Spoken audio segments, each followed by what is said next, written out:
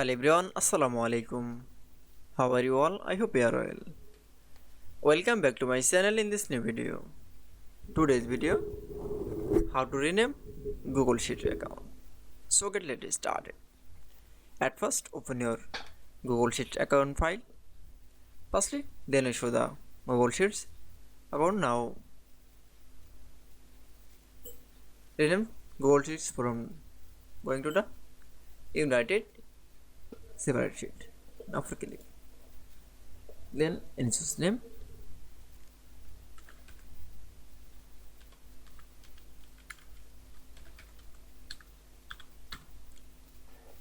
This name from rename the is template design. That's it. Now click enter. Then show that rename Google Sheets account is very easy. I hope to enjoy the video. Please like, comment, share and subscribe my channel. Thanks for watching my video.